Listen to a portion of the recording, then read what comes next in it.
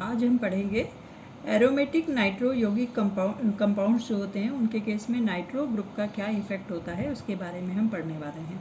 ठीक है, तो आपको पता है कि किसी भी जो ग्रुप होता है जो कि दिष्टकारी प्रभाव दिखाता है एरोमेटिक निकाय में, उसका जो दिष्टकारी प्रभाव है मतलब वो ऑर्थोपेरा डायरेक्टिंग होगा या मेटा डायरेक्टिंग होगा, वो डिपेंड करता है। उसके लिए कुछ दो थ्योरीज हैं।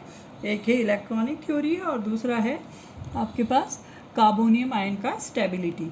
ठीक है, अब इलेक्ट्रॉनिक थ्योरी जो होता है, कोई भी ग्रुप जब आपके पास बेंजीन वलय पर जुड़ता है, जैसे कि बेंजीन पर नाइट्रो ग्रुप है या CH है, CH3 है या OH है, तो उन ग्रुप्स का बेंजीन के ऊपर इलेक्ट्रॉनिक प्रभाव आता है।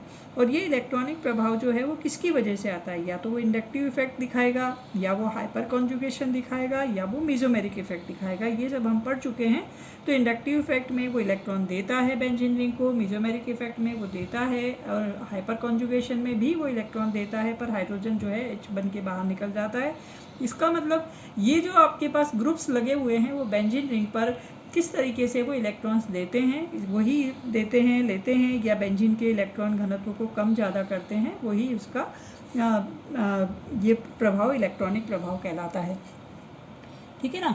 अब अगर आपके पास कोई ग्रुप ऐसा लगा हुआ है जिसके केस में जब आपके पास ये इस तरह के जब रिजोनेंस स्ट्रक्चर्स बनते हैं और उस ग्रुप की वजह से अगर अर्थो और पेरा पोजीशन पे अगर वहाँ पे आंशिक ऋणावेश आता है, तो ऐसे ग्रुप जो होते हैं वो अर्थोपेरा डायरेक्टिंग होते हैं। पर अगर आपके पास कोई ऐसा ग्रुप लगा हुआ है जिसकी वजह से आपके पास अर्थो और पेरा पोजीशन पे क्या आता है, आंशिक धनावेश आ जाए, है ना, ऋणावेश की जगह धनावेश आ जाए, तो ऐसा ग्रुप जो होता है वो कैसा होता है, मेटा डायरेक्टिंग ग्रुप होता है। और वही केस यहाँ पर NO2 में है। NO2 के केस में -I इफेक्ट, -M इफेक्ट ये हम सब पढ़ चुके हैं। इसकी वजह से बेंजीन रिंग पर अर्थो और पेरा पोजीशन पे पॉजिटिव आंशिक धनावेश आ जाता है, स्लाइटली, या पॉजिटिव चार्ज आपको यहाँ पर मिलता है ना। इस वजह से नाइट्रो ग्रुप जो होता है वो कैसा होता है, मेटा डायरेक्टिंग ग्रुप होता है। उसी तरीके से हम देखेंगे कार्बोनियम आयन का स्थायित्व। देखिए, जब आपके पास बेंजीन जो होता है उसके ऊपर जब आप इलेक्ट्रोफिलिक सब्स्टिट्यूशन रिएक्शन करते हो, तो बेंजीन में आपके पास 6 पाई इलेक्ट्रॉन से जैसे ही उस पर इलेक्ट्रोफाइल आके जुड़ता है, तो बेंजीन ने अपने इलेक्ट्रॉन्स इलेक्ट्रोफाइल को जोड़ने के लिए दे देता है। और उस समय में हमारे पास जो अनुनाद स्ट्रक्चर्स हमने पीछे पढ़े हैं बहुत सारे बेंजीन की इलेक्ट्रोफिलिक सब्स्टिट्यूशन रिएक्शन में, तो हमको पता है कि जैसे ही इलेक्ट्रोफाइल बेंजीन रिंग पर आके जुड़ता है, बेंजीन ने अपना इलेक्ट्रॉन उस इलेक्ट्रोफाइल को दिया है जोड़ने के लिए, तब बेंजीन पर इलेक्ट्रॉन्स की कमी होती है और बीच में एक इंटरमीडिएट बनता है जो कि विलेन इंटरमीडिएट होता है, जिस पर आंशिक धनावेश होता है। बाद में वो सब्सटीट्यूएंट जो भी वहाँ पर इलेक्ट्रोफाइल है वो तो बेंजीन रिंग पर जुड़ जाता है, पर हाइड्रोजन जो है वो H+ बन के बाहर निकल जाता है। ये हमने इलेक्ट्रोफिलिक सब्स्टिट्यूशन रिएक्शन बेंजीन की पढ़ी है। ठीक है ना। अब हमारे पास क्या है, ये तो हुआ जब हमारे पास बेंजीन रिंग पर कोई ग्रुप आके जुड़ा है इलेक्ट्रोफिल और वो जुड़ गया है और हाइड्रोजन बाहर निकल गई है। पर अगर आपके पास बेंजीन पर पहले से एक ग्रुप जुड़ा हुआ है, एकल प्रतिस्थापी, मतलब पहले से अगर एक ग्रुप है, फिनॉल है जैसे क्लोरोबेंजीन है या नाइट्रोबेंजीन है, तो पहले से एक ग्रुप हमने जोड़ के रखा है। अब अगर ऐसा ग्रुप है, या जैसे हम नाइट्रोबेंजीन है, इसी को हम ले लें, और ये एकल प्रतिस्थापी है क्योंकि बेंजीन पर ये जुड़ चुका है, एक ग्रुप ये जुड़ चुका है। अब अगर हम इसको डाई सब्स्टिट्यूटेड बनाना चाहते हैं या दूसरा एक और ग्रुप यहाँ पर जोड़ना चाहते हैं, तो वो ग्रुप कहाँ जुड़ेगा, वो कौन डिसाइड करेगा, ये वाला ग्रुप डिसाइड करेगा। ठीक है ना, जो पहले से जुड़ा हुआ है वही ग्रुप डिसाइड करता है कि अगला आने वाला ग्रुप जो है वो कहाँ जुड़ेगा। साथ ही साथ ये वाले ग्रुप जो पहले से जुड़ा हुआ है, जो एकल प्रतिस्थापी है, वो दूसरे वाला ग्रुप जो वहाँ आकर डाई प्रतिस्थापी या द्विप्रतिस्थापी बने या डाई सब्स्टिट्यूटेड ये कंपाउंड बनेगा या डाई नाइट्रो कंपाउंड बनना है, तो 3 तरह की पॉसिबिलिटी हमारे पास है। आर्थो ग्रुप भी बन सकता है, मेटा भी है और पेरा भी है। देखिए, आपको यहाँ पे नाइट्रोबेंजीन में इन्होंने बताया कि अगर आप इसको डाई सब्स्टिट्यूटेड प्रोडक्ट बनाते हो, तो यहाँ पर नाइट्रो ग्रुप जो है वो कहाँ जुड़ रहा है, अगर सपोज वो अर्थो पोजीशन पे जुड़ रहा है, तो पॉजिटिव चार्ज जो है वो यहाँ शिफ्ट हो रहा है। ठीक है ना, और फिर वो इस नाइट्रो ग्रुप पे भी जा रहा है, पॉजिटिव चार्ज यहाँ शिफ्ट हो रहा है और पॉजिटिव चार्ज जो है वो यहाँ शिफ्ट हो रहा है। इन्होंने ये आपको बताया है कि अर्थो पेरा पोजीशन पे ये आपके पास क्या हो रहा है, पॉजिटिव चार्ज जो है वो शिफ्ट हो रहा है। किसके केस में हो रहा है, ये आपके पास जब एक NO2 ग्रुप यहाँ पर जुड़ा हुआ है तो पॉजिटिव चार्ज की कहाँ कहाँ पॉजिटिव चार्ज शिफ्ट हो रहा है वो पोजीशन इन्होंने दिखाई है।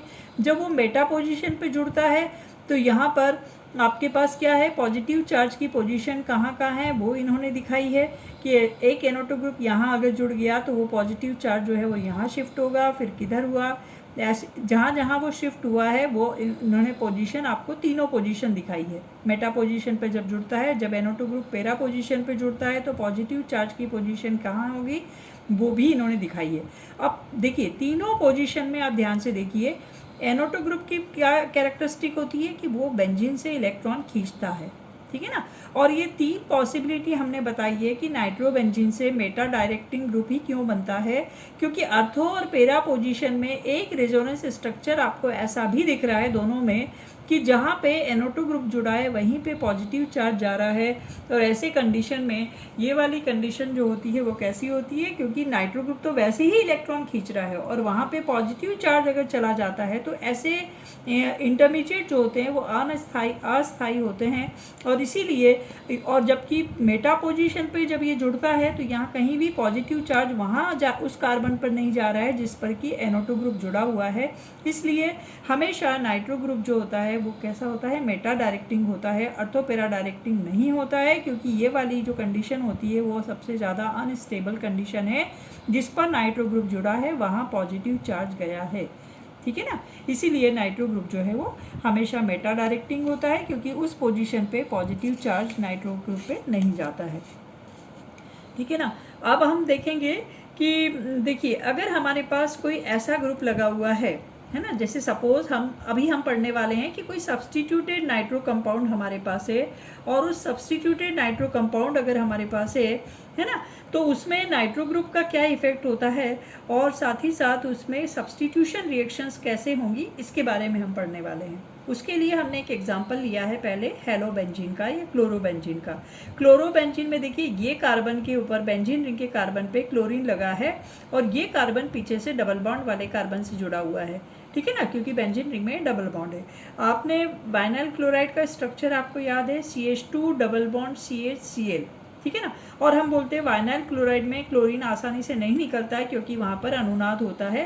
वही चीज़ यहाँ पर भी है, क्योंकि ये क्लोरीन के साथ जो कार्बन है वो पीछे डबल बॉन्ड वाला से है, तो वाइनाइल क्लोराइड की तरह यहाँ पर भी ये क्लोरीन जो है वो कैसा होता है, स्टेबल होता है और आसानी से बाहर नहीं निकलता है, ठीक है ना।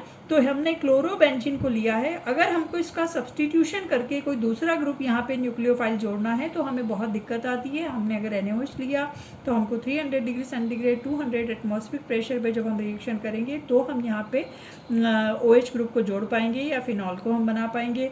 या अगर हम यहाँ पर ये ले लें, अमोनिया ले लें और क्यूप्रस ऑक्साइड की उपस्थिति में हाई प्रेशर हमको लेना पड़ेगा, तब जाके अमोनिया का NH2 ग्रुप जुड़ेगा, क्लोरीन हटेगी। या फिर हम KCN ले लें, CuCN ले लें और साथ में हम क्या ले लें, हमने 200 डिग्री सेंटीग्रेड का टेम्परेचर ले लिया, साथ में हमको पिरिडीन लेनी पड़ेगी या डाइमिथाइल फॉर्मामाइड हमको लेना पड़ेगा।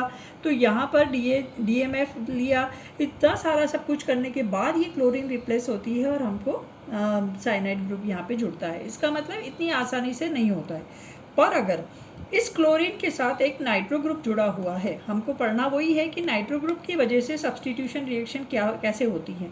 तो यहाँ अगर क्लोरीन भी है और नाइट्रो भी जुड़ा है तो आप देखिए कितनी आसानी से ये रिएक्शन हो गया।